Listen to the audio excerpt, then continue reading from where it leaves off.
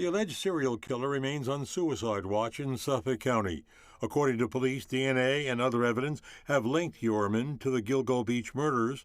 Investigators say his wife of 27 years unknowingly helped crack the case through DNA on strands of her hair found on bodies and tape used in the killings.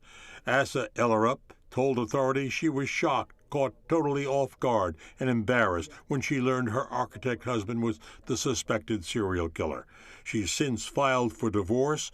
Their two children said they were blindsided by their father's arrest. Their shock mirrors that of Kerry Rawson, whose father was the so-called BTK killer in Kansas. He's serving life in prison for 10 murders.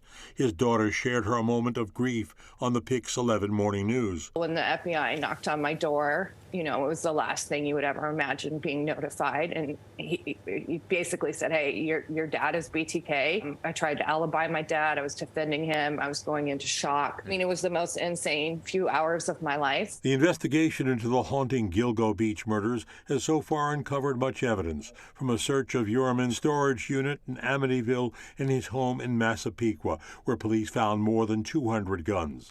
Nassau County Executive Bruce Blakeman, on a taping of this week's Picks on Politics program, spoke of the intense probe. Investigation is ongoing. The task force is working very, very hard. They're using technology, they're using science, and good old-fashioned detective work. Nicole Brass, a former escort, says she feared for her life after having dinner with the accused serial killer back in 2015. On the Chris Cuomo show on News Nation, she said Yorman suddenly asked her if she heard of the Gilgo Beach murders. And then he started talking about it, and he tried to say he and hypotheticals and what he thought. But it was the way that he was saying it didn't seem like a true crime fan who just wanted to talk about it. His body language kind of changed, and his eyes were as if he was in a different place, he was picturing it all over again, he wasn't quite. It was weird. He almost kind of made the victims seem like people who didn't matter. How so? I don't know. I feel like he was just well, they were all escorts anyway. The woman said she turned down Yorman's offer to take her to his home. I think I'm very lucky I trusted my gut and thought something was wrong with him and got out of there, because I don't know what would have happened if I did go back with him.